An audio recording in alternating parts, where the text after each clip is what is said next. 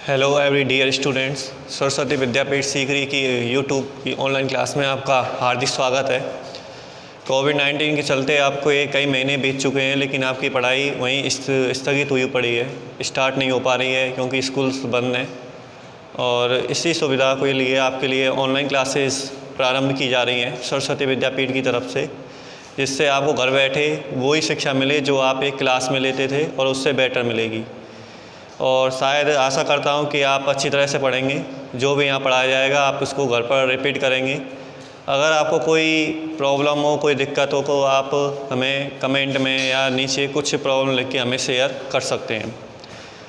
मैं सबसे पहले अपने आप को इंट्रोड्यूस करना चाहूँगा। मेरा नाम आकाश गुप्ता और मैं आपको मैथ्स की क्लास देने जा रहा हूँ, मैथ्स पढ़ाऊँगा। अगर मैथ्स में कोई प्रॉब्लम हो या कोई ऐसी दिक्कत हो, कहीं कुछ समझ में नहीं आ रहा हो, तो आप मुझे कमेंट में कोई भी प्रॉब्लम शेयर कर सकते हैं, कोई क्वेश्चन देख सकते हैं। मैं अपना कॉन्टैक्ट नंबर भी दूंगा, आप कोई भी क्वेश्चन डालकर मुझसे कभी भी पूछ सकते हैं। तो किसी भी सब्जेक्ट के बारे में जानने से पहले ये ज़रूरी है कि वो पेपर, वो विषय, पाठ्यक्रम है क्या, वो कितने अंक का आता है, कितने नंबर का आता है। तो सबसे पहले मैं इसकी गणित की परीक्षा योजना के बारे में बताना चाहूँगा। आपका जो पेपर होगा गणित का वो एक ही होगा। पहले 2 हुआ करते थे, लेकिन अब फ़िलहाल गवर्नमेंट ने एक ही कर दिया है, जिसका समय होगा 3.25 घंटे, जो कि 80 नंबर का पेपर होगा आपका, जिसमें से 20 नंबर आपको स्कूल की तरफ से प्रोवाइड कराए जाएंगे। टोटल 80 और 20 आपके हो गए टोटल 100 नंबर। ठीक है, तो हमारा जो मेन फोकस रहेगा वो इस नंबर पर रहेगा, क्योंकि ये तो 20% आपको स्कूल की तरफ से तो मिल ही रहे हैं, और बची कितनी परसेंटेज, 80%। 80% में से हमें अटेम्प्ट करना है। और जब भी मैं कुछ पढ़ाऊँगा तो मैं वादा करता हूँ कि आपके जो भी हैं टोटल जब सिलेबस हो जाएगा उसको बार-बार रिपीट किया जाएगा, और आपको वादा करता हूँ कि 80 में से एक भी नंबर लेस नहीं होने दूँगा। ठीक है, तो आगे बात करते हैं इसके पाठ्यक्रम के बारे में, सिलेबस के बारे में। सिलेबस क्या है अपना, क्योंकि सिलेबस नहीं पता हुआ तो ऐसे पढ़ाई करने से कोई फ़ायदा नहीं है। ठीक है, पाठ्यक्रम क्या है हमारी, सबसे पहले इसमें 6 यूनिट है। हमारी पूरी मैथ की बुक में कितनी यूनिट है, 6। पहली यूनिट में हमारा है संयुक्त फलन, जो कि आपके 7 नंबर का होगा। इसमें आपकी 3 एक्सरसाइज होंगी, और हम जब भी गणित जो स्टार्ट करने जाएंगे तो सबसे पहले हमारा टॉपिक होगा संयुक्त फलन। उसके बाद हम बात करेंगे दूसरे नंबर पर आएगी यूनिट बीजगणित, जो कि आपके हो गए 10 नंबर की। ठीक है, बीजगणित में आप जो ट्रिगोनोमेट्री रिलेटेड फंक्शंस हैं उसके बारे में बात करेंगे। उसके बाद तीसरे नंबर पर बात करेंगे कलन के बारे में, जो कि सबसे अच्छा बेस्ट एक्सरसाइज है आपकी, जो कि 38 नंबर की है, जिसमें आप अवकलन समाकलन के बारे में बात करेंगे। उसके बाद चौथे नंबर की एक्सरसाइज है आपकी त्रिविमीय ज्योमेट्री तथा सदिश, जो कि आपके 14 नंबर की है। उसके बाद 5वीं जो यूनिट है हमारी है वो रैखिक प्रोग्रामर है, जो कि हमारे 4 नंबर की है। और छठे नंबर की जो प्रायिकता है वो हमारे 7 नंबर की है। पहले हमारे टॉपिक में ये थी नहीं, लेकिन अब इसको जोड़ दिया गया है 2-3 सालों से। ठीक है, ये थे हमारे गणित विषय का पाठ्यक्रम। तो सबसे पहले हम बात करेंगे, हम कहते हैं ना किसी बच्चे से कुछ पूछे भाई ABCD सुनाना, तो सबसे पहले वो कहाँ से स्टार्ट करता है, ऐसे करना है ना। इसी प्रकार से हम जब भी हम एक्सरसाइज शुरू करने जा रहे हैं तो हम सबसे पहले हम एक्सरसाइज लेंगे संयुक्त फलन। ठीक है, वीडियो पर अपना ध्यान बनाए रखना, बीच में से कट मत करना, कहीं अगर एक ही पॉइंट छूट जाए तो आगे का जो मामला है वो पूरा साफ हो जाएगा। ठीक है, तो अब हम आगे बढ़ते हैं अपने। सबसे पहले हमारा टॉपिक रहेगा संयुक्त फलन, और सबसे पहले हम बात करेंगे ये सर फलन होता क्या है, फलन शब्द होता क्या है, कहाँ से आया है। तो सबसे पहले हम जो मैं मैथ पढ़ाऊँगा आपको, एक प्रैक्टिकली तरीके से पढ़ाऊँगा, मैथमेटिकली तरीके से पढ़ाऊँगा। आपको एक एक पॉइंट का एग्जाम्पल लेकर चलूँगा, जिसके आपके माइंड में सारी चीज़ें सेटअप हो सकें। ठीक है, रट्टाफिकेशन नहीं होगा, जैसे और सब्जेक्ट का हम रट्टाफिकेशन करते हैं। मैथ ऐसी सब्जेक्ट नहीं है जिसको हम क्वेश्चनों को याद कर लिया, उसका सॉल्यूशन याद कर लिया, उसमें एग्ज़ाम बोर्ड में छाप कर आ गए। ऐसा नहीं होता है मैथ्स में। मैथ्स में जब तक कॉन्सेप्ट हमारे क्लियर नहीं होते, वो एक एक पॉइंट क्लियर नहीं होता, तो आगे हमारा मैथ्स में चल पाना संभव नहीं होगा। ठीक है, अब हम बात करते हैं संयुक्त फलन के बारे में। और सबसे पहले हमारी एक्सरसाइज है, कौन सी है, संयुक्त फलन। ठीक है, ये फलन होता क्या है, ये फलन शब्द है क्या, फलन, फलन को इंग्लिश में हम बोलते हैं फंक्शन। क्या बोलते हैं बच्चों, फंक्शन। ठीक है, ये फलन शब्द है क्या, इसको समझते हैं। आपने देखा होगा गर्मियों में गन्ने की जूस की मशीन्स होती हैं, घूमते रहते हैं, उसी का ही हम एग्जांपल यहाँ पर लेते हैं। मैंने बोला है मैथ्स को मैं प्रैक्टिकली तरीके से लूँगा और मैथमेटिकल तरीके से भी पढ़ाऊँगा, ठीक है। तो हम एक मशीन लेते हैं, गन्ने की मशीन, जो बीच का भाग होता है गन्ने की मशीन है उसको कोल्हू बोलते हैं, ठीक है। यहाँ पर गन्ने को इंटर किया जाता है, ठीक है, और इसको मैंने गेट को बोल दिया इनपुट। क्या बोल दिया? इनपुट। गन्ने को इंटर किया जाता है, मैंने गन्ने को क्या नाम दे दिया? एक्स। गन्ने को क्या नाम दे दिया? एक्स, ठीक है। और इसको बोल दिया मैंने इंडिपेंडेंट वेरिएबल, इंडिपेंडेंट वेरिएबल, ठीक है।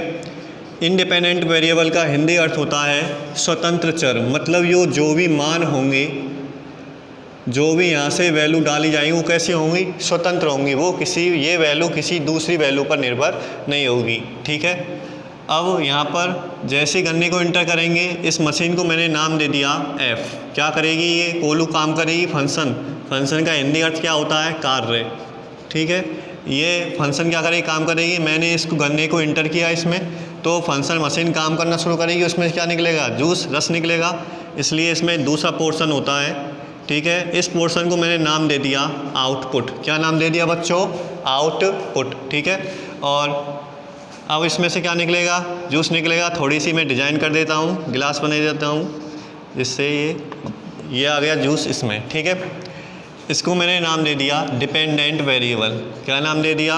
डिपेंडेंट वेरिएबल, डिपेंडेंट वेरिएबल, ठीक है। इसका नाम होता है हिंदी अर्थ निर्भर चर, निर्भर या आश्रित। आश्रित मतलब इस पर ये डिपेंड है, ठीक है। और इस जूस को मैंने नाम दे दिया वाई। क्या नाम दे दिया? वाई, ठीक है। अब बात समझते हैं, डिपेंडेंट क्यों बोला मैंने इसको? क्योंकि भाई जैसे ही गन्ना इंटर करेगा तभी तो जूस निकलेगा। गन्ना नहीं डालोगे जूस नहीं निकलेगा। तो ये जो वैल्यू है, जो निर्भर है, वो किस पर निर्भर है? इस गन्ने पर निर्भर है। इसलिए मैंने इसको क्या नाम दे दिया? Dependent variable.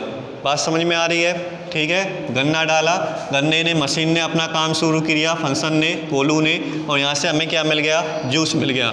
मतलब कोई चीज़ हमने डाली और वही चीज़ हमें उसकी एक डिफाइन वैल्यू मिल गई, हमें एक निश्चित मान मिल गया, उसको हम क्या बोल रहे हैं? फलन बोल रहे हैं। तो यहाँ से एक परिभाषा निकली, एक्स के वे मान, एक्स के इस गन्ने के वे मान जो इस फलन के अंदर ही तो काम कर रही है मशीन, इस फलन के अंदर या इस फलन के अंतर्गत हमें किसका मान? इस y का मान, हमें एक निश्चित मान मिले, एक इसकी जो यूनिक वैल्यू मिले, उसको हम, इस पूरी प्रक्रिया को हम क्या बोलते हैं? फलन बोलते हैं। दोबारा रिपीट कर रहा हूँ इस परिभाषा को, x के वे मान जो इस फलन के अंतर्गत या इस फलन के अंदर y के हमें एक निश्चित यूनिक वैल्यू प्राप्त हो, इस प्रक्रिया को हम क्या बोलते हैं? फलन कहते हैं, ठीक है। मैं कोई x की वैल्यू ले लेता हूँ, कोई x गन्ना 1 2 3, ठीक है। इस मशीन को मैंने नाम दे दिया एक्स स्क्वायर। क्या नाम दे दिया? एक्स स्क्वायर, ठीक है। अब मैं सबसे पहले गन्ने को इंटर करूँगा इसमें, इस पहले को इंटर करेगा, मशीन ने काम किया और यहाँ पर मशीन का नाम क्या? X square. तो यहाँ पर 1 आएगा, 1 का स्क्वायर क्या मिलेगा मुझे? 1 मिलेगा। मशीन अब दूसरा नंबर लिया, दूसरे को एंटर कराया, दूसरा एंटर किया, यहाँ पर काम करेगा और 2 का स्क्वायर मुझे क्या मिलेगा? 4। अब मैंने तीसरे को इसमें एंटर कराया, 3 का स्क्वायर मिलेगा, तो मुझे क्या मिला? 9। मतलब मैं जो भी वैल्यू वहाँ से आ रही है इसमें से काम करके तो उसकी वैल्यू मुझे क्या मिल रही है? एक निश्चित मान मिल रहा है, मुझे कोई अपरिभाषित मान नहीं मिल रहा है, ठीक है। तो इस प्रक्रिया को हम क्या बोलते हैं? फलन बोलते हैं। और इस y को मैं क्या लिख सकता हूँ? y is equal to f x. X क्या है? यहाँ पर गन्ना है। f क्या है? जो मशीन काम कर रही है। और y मुझे क्या मिल गया? एक रस मिल गया। तो y is equal to f x. मैं एफ एक्स को क्या लिख सकता हूँ? F x is equal to x square. ये मशीन क्या ली थी मैंने? X square. यहाँ पर मैंने 1 रखा तो मुझे क्या मिला? 1 स्क्वायर बराबर 1। अब मैंने यहाँ पर 2 रखा तो 2 का स्क्वायर मुझे क्या मिला? 2 का स्क्वायर इज इक्वल टू 4। यहाँ मैंने 3 पुट किया, 3 पुट करने के बाद 3 का स्क्वायर मुझे क्या मिल गया? 9। मतलब मुझे कैसे मान मिल रहे हैं? एक निश्चित यूनिक वैल्यू प्राप्त हो रही है। मतलब जो इनपुट दिया जा रहा है, आउटपुट मुझे मिल रहा है वही। तो इस प्रक्रिया को मैं क्या बोल रहा हूँ बच्चों? फलन, ठीक है। तो कैसी वैल्यू प्राप्त नहीं होनी चाहिए? मुझे ऐसी वैल्यू अगर मैं गन्ना डाल रहा हूँ, अगर मुझे गन्ने के रस के अलावा जैसे पपीते का, ऑरेंज का जूस निकलेगा क्या? नहीं निकलेगा ना। गन्ना डालो गन्ने का तो रस निकलेगा। तो अगर और कोई ऐसी वैल्यू मिले तो उस प्रक्रिया को हम फलन नहीं कहेंगे। ठीक है, कैसी वैल्यू प्राप्त नहीं होनी चाहिए? जैसे 0/0, इनफाइनाइट बटे इनफाइनाइट, 1 की पावर इनफाइनाइट, 0 की पावर इनफाइनाइट, मतलब एक अनिश्चित अपरिभाषित मान। कैसे मान मिल रहे हों? अपरिभाषित मान। अगर मुझे अपरिभाषित मान मिल रहे हों कहाँ पर? इस आउटपुट पर, तो वह फलन नहीं होगा। फलन क्या होता है? ऐसी हमें केवल एक डिफाइन वैल्यू मिल जाए, एक निश्चित मान मिल जाए, उसी को ही हम क्या बोलेंगे? फलन कहेंगे। बात समझ में आ रही है बच्चों? ठीक है, मैं एक प्रैक्टिकली एग्जांपल लेता हूँ आपको समझाने के लिए। ठीक है, जैसे आपके पड़ोसी में चोरी हो गई चोरी, तो चोरी हो जाने पर पड़ोसी क्या करेंगे? थाने में रिपोर्ट कराएंगे। ठीक है, और थाने में रिपोर्ट कराने गए, पुलिस वाले आए, उन्होंने घर पर छानबीन की, क्या गायब हुआ है क्या नहीं हुआ है।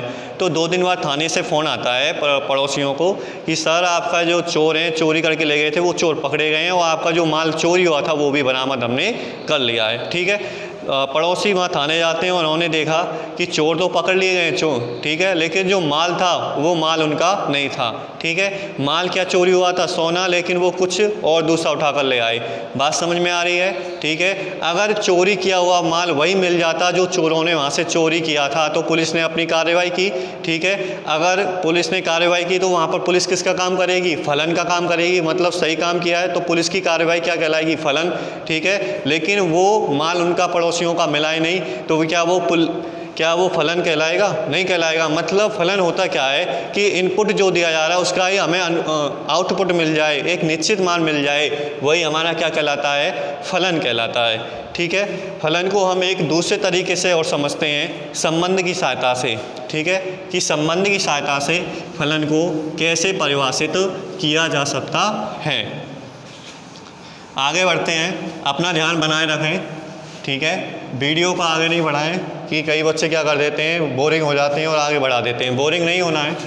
संबंध की सहायता से फलन की व्याख्या, संबंध की सहायता से फलन की व्याख्या कैसे करेंगे? ठीक है, तो उसके लिए हम क्या करेंगे?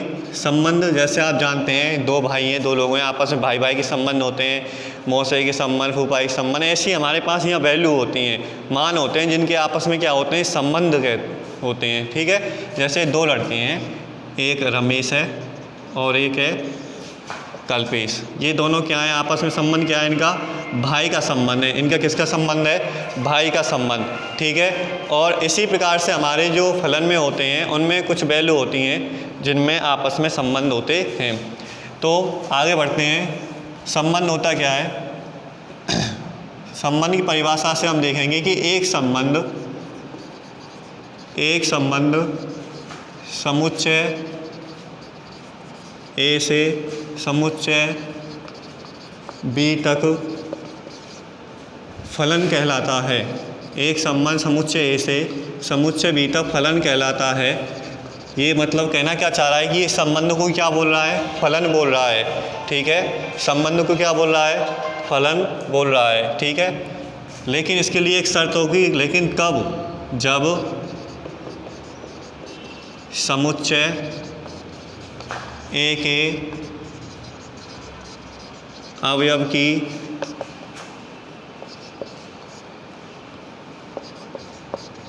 समुच्चय बी में केवल और केवल एक इमेज होनी चाहिए। केवल और केवल एक इमेज होनी चाहिए।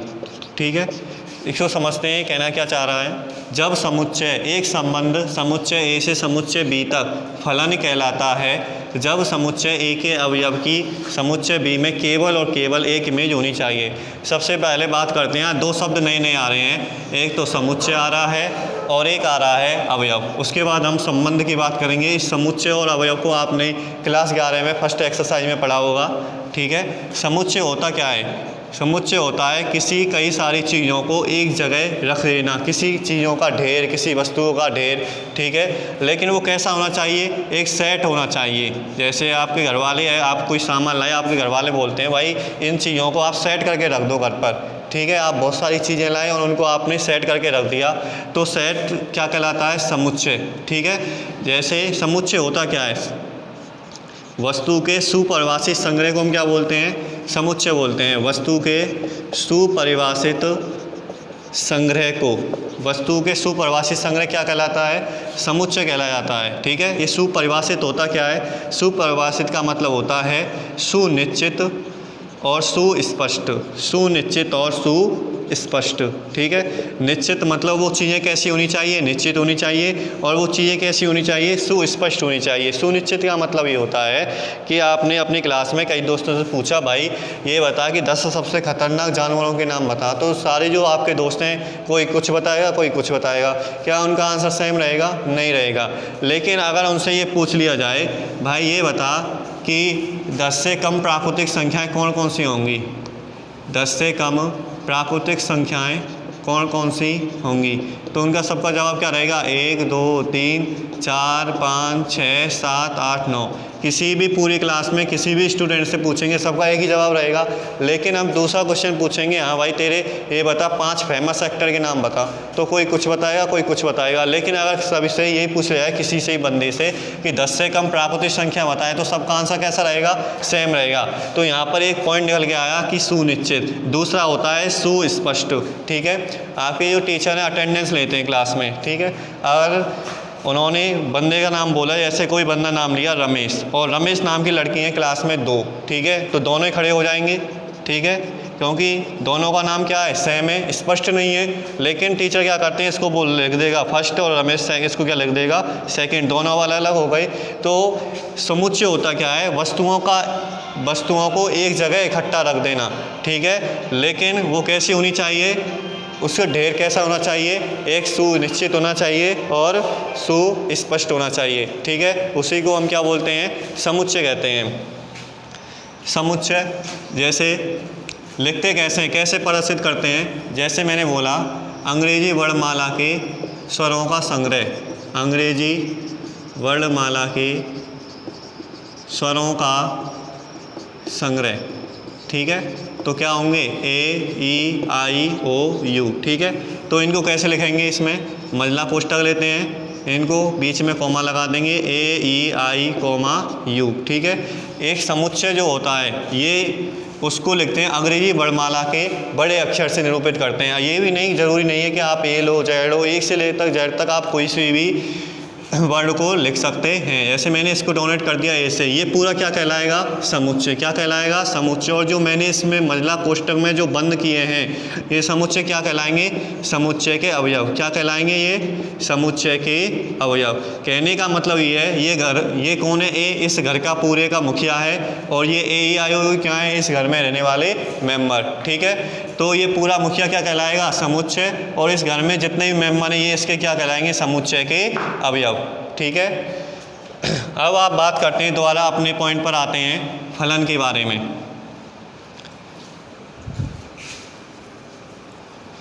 तो हमारी परिभाषा थी एक संबंध समुच्चय ए से समुच्चय बी तक एक फलन कहलाता है जब समुच्चय ए के अवयव की समुच्चय बी में केवल और केवल एक इमेज होनी चाहिए, ठीक है। सबसे पहले बात करते हैं संबंध होता क्या है। मैंने मान के चलो दो समुच्चय लिए, ए बराबर ऐसे ए ले लिया और बी बराबर मैंने दूसरा समुच्चय ले लिया बी, ठीक है। मैं इनको ऐसे दर्शा सकता हूँ, ऐसे ए समुच्चय को इसमें ए लिख दिया, ये रहा बी वाले का घर, और बी में कौन मेंबर है, स्मॉल बी, ठीक है। जैसे घरों में फैमिली में भाई भाई संबंध होते हैं, ऐसे इनमें क्या है, आपस में ये संबंध को दर्शाता है, ठीक है।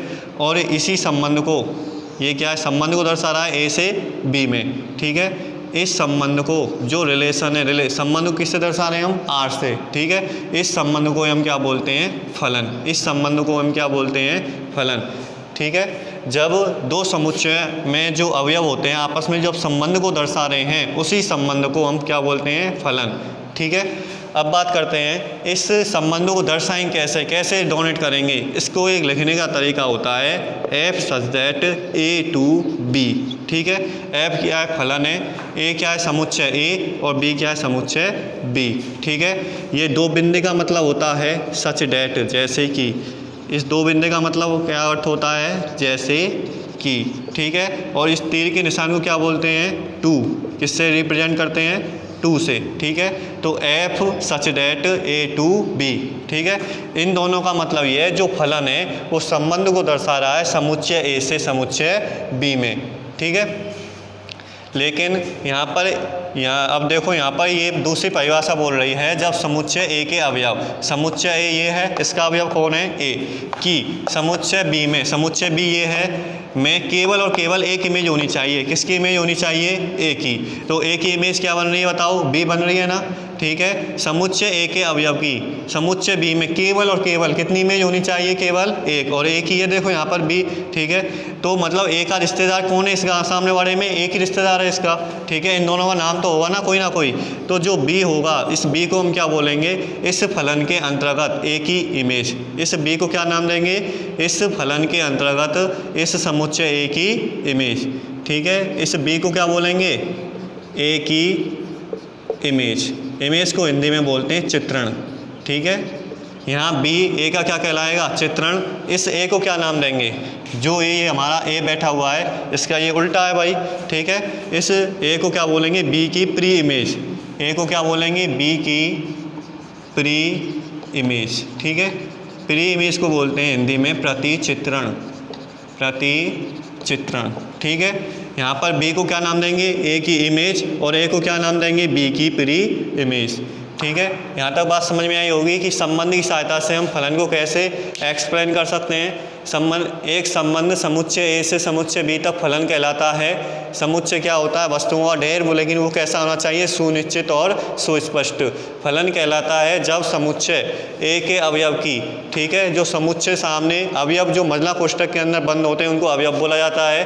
अवयव की समुच्चय बी में केवल और केवल कितनी इमेज होनी चाहिए, एक। समुच्चय ए ये अपना है, इसमें केवल कितनी अवयव है, ए है, और समुच्चय बी में अवयव कौन सा है, बी। इसकी जो इमेज बनेगी वो केवल इसमें एक ही होनी चाहिए, मतलब इस बंदे का केवल इसमें एक ही रिश्तेदार होने चाहिए, ज़्यादा रिश्तेदार नहीं होने चाहिए। ठीक है, तो यहाँ पर मैंने दो समुच्चय लिए, एक तो ले लिया ए, दूसरा ले लिया बी। ठीक है, ये दोनों आपस में संबंध को दर्शाने, और संबंध को क्या कहलाता है, फलन कहलाता है। ठीक है, लेकिन इसकी शर्त क्या है, इसकी केवल कितनी इमेज होनी चाहिए, एक। देखो ए का रिश्तेदार केवल एक ही है, दो तो नहीं है ना, केवल बी है। ठीक है, इनका नाम भी होगा कुछ ना कुछ। इस बी को ए की क्या कहलाती है, इमेज कहलाती है, और जो ए है और बी की फिर क्या कहलाती है, प्री इमेज। मतलब बी को क्या बोलते हैं, ए का चित्रण, और ए को क्या बोलते हैं, बी का प्रति चित्रण। ठीक है, अब इसको थोड़े एग्जाम्पल की सहायता से हम समझते हैं। ठीक है,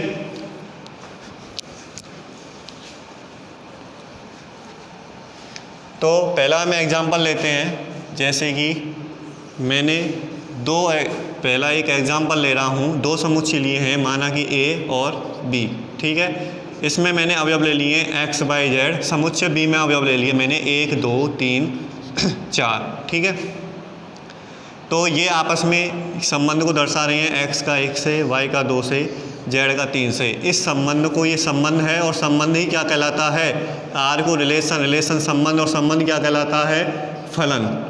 संबंध क्या कहलाता है, फलन। ठीक है, तो यहाँ से हमारी पहली परिभाषा सिद्ध हो रही है क्या, और उसने क्या बोला, मैंने अभी संबंध की सहायता से पढ़ाया था कि जो समुच्चय ए में जितने भी अवयव हैं उनकी केवल कितनी इमेज बननी चाहिए, एक। एक्स की इमेज केवल एक ही है, दो नहीं है ना। वाई की केवल एक ही रिश्तेदार है, 2, और जेड का केवल 3, और सबकी इमेज बन रही है नहीं बन रही। ये क्या है, एक्स वाई जेड की इमेज, और एक्स वाई जेड क्या है, इन 1 2 3 की प्री इमेज। क्या ये संबंध है, संबंध है, क्या ये फलन होगा, फलन होगा। तो हमारा पहला पॉइंट क्लियर हुआ कि ये फलन होगा। दूसरा पॉइंट लेते हैं, दो समुच्चय दोबारा ले रहे हैं, इसको मैंने ए नाम दे दिया, इसको मैंने बी नाम दे दिया। इसमें मैं भी वही अवयव ले लेता हूँ, एक्स वाई जेड 1 2 3 4। ठीक है, इनके संबंध को दर्शाते हैं।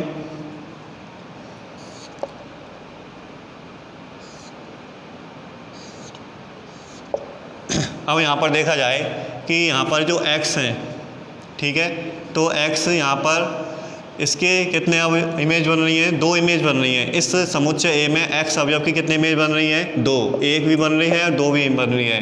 यहाँ पर देखो y में कितनी इमेज बन रही है, 3 भी बन रही है और 4 भी बन रही है, लेकिन बननी कितनी चाहिए थी, 1। मतलब इस आदमी के x के कितने रिश्तेदार हैं इसमें, 2, 1 और 2, और y में देखो y के कितने हैं, 3 और 4। ये संबंध है, संबंध को तो दर्शा रहे हैं। क्या ये फलन होगा, क्या ये फलन होगा? हमारी संबंध की परिभाषा के अनुसार केवल और केवल कितनी इमेज बननी चाहिए, 1 इमेज बननी चाहिए, लेकिन यहाँ बन कितनी रही हैं, 2 इमेज बन रही हैं। x की कितनी बन रही हैं, 1 और 2, और y की कितनी बन रही हैं, 3 और 4। ये संबंध को तो दर्शा रहे हैं। क्या ये फलन होगा?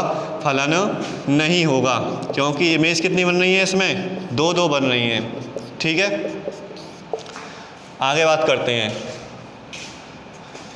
एक तीसरा एग्जाम्पल और ले रहे हैं, 2 समुच्चय ले रहे हैं A और B, ठीक है। सेम वही अवयव एलिमेंट ले रहे हैं x y z A के, और समुच्चय B में ले रहे हैं 1 2 3 4, ठीक है।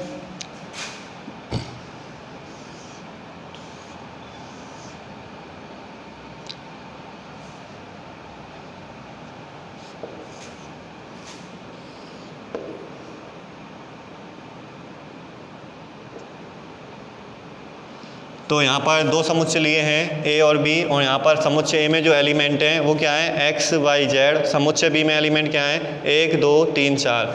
x की जो इमेज बन रही है 2 है, और z की भी इमेज क्या है, 2 है, ठीक है।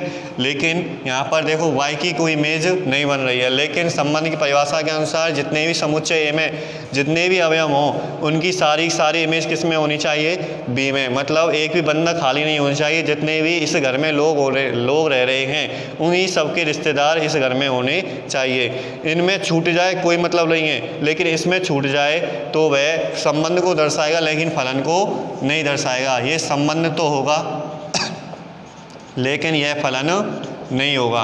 कोई भी अवयव यहाँ पर छूटना नहीं चाहिए, ये बात ध्यान रखना, ठीक है। अगर कोई अवयव इसमें छूट रहा है तो वह फलन को नहीं दर्शाएगा, ठीक है। संबंध तो दर्शाएगा, फलन नहीं दर्शाएगा। यहाँ से 2 बात निकल के आई हमारी। पहली बात निकल के आई कि प्रत्येक जो संबंध होता है, प्रत्येक संबंध फलन नहीं होता, प्रत्येक संबंध फलन नहीं होता। और दूसरी बात यहाँ से निकल के आई कि जो जितने भी संबंध होते हैं, प्रत्येक जो फलन होते हैं, प्रत्येक फलन एक संबंध होता है, प्रत्येक फलन एक संबंध होता है। तो प्रत्येक संबंध फलन नहीं होता। देखो यहाँ पर संबंध तो बन रहे थे लेकिन इमेज बन रही है 2, ठीक है, लेकिन संबंध तो है। क्या ये फलन होगा? नहीं होगा, क्योंकि इमेज कितनी बननी चाहिए थी, 1 बननी चाहिए थी। तो यहाँ से पहली बात सिद्ध हो गई कि प्रत्येक संबंध फलन नहीं होगा। लेकिन फलन कब होगा? पहले उसमें संबंध होगा तभी तो वह फलन को दर्शाएगा। बात समझ में आ रही है? पहले फलन होगा, फलन पीछे होगा, लेकिन सबसे पहले वो क्या दर्शाएगा? आपस में संबंध दर्शाएगा, तभी इसको हम क्या बोलेंगे? फलन। इसलिए यहाँ से दूसरी लाइन बनी हमारी कि प्रत्येक फलन एक संबंध होता है लेकिन प्रत्येक संबंध एक फलन नहीं होता है, ठीक है। उसके बाद और इसको अच्छी तरह से समझने के लिए एक नोट लेते हैं।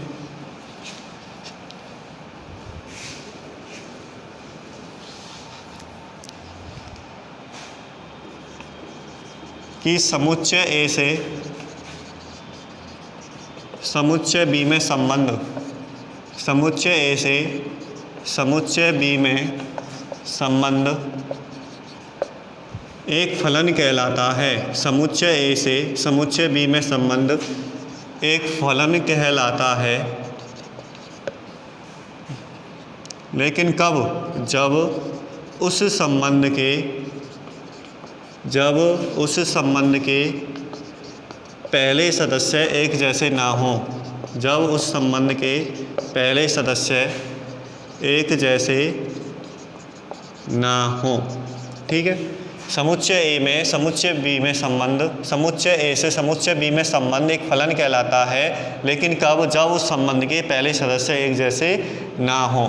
इसके लिए हम 2 समुच्चय ले रहे हैं, समुच्चय A, समुच्चय B, ठीक है। लेकिन कैसे होनी चाहिए? ये खाली होनी चाहिए। ये संबंध को दर्शा रहा है और संबंध क्या कहलाता है? फलन। मैं कुछ एग्जाम्पल लेता हूँ। पहला एग्जाम्पल जैसे 1 2 1 5 1 8, ठीक है। दूसरा एग्जाम्पल ले रहे हैं हम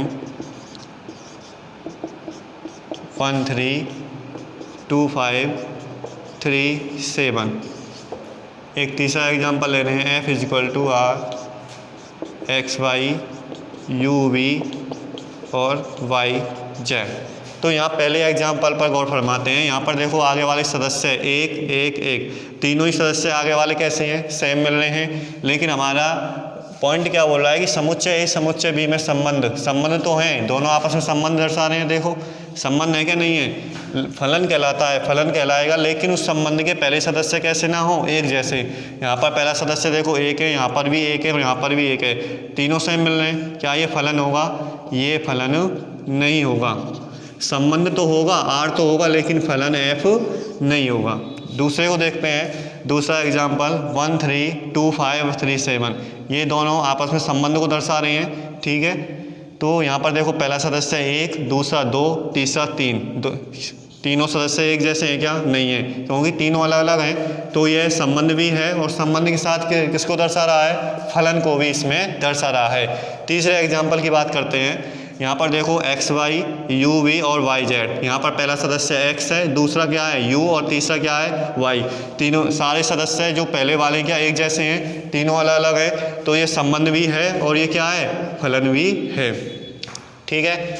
यहाँ तक की बात हम करते हैं, आगे क्लास हम और बढ़ाएंगे। और यहाँ तक आप इस जो भी आज टॉपिक पढ़ाया है इसमें आपको कोई भी प्रॉब्लम, कोई भी कंक्लूजन हो तो आप नीचे कमेंट पास कर सकते हैं। थैंक यू वेरी मच, ठीक है। पढ़ें और ध्यान से देखें वीडियो को।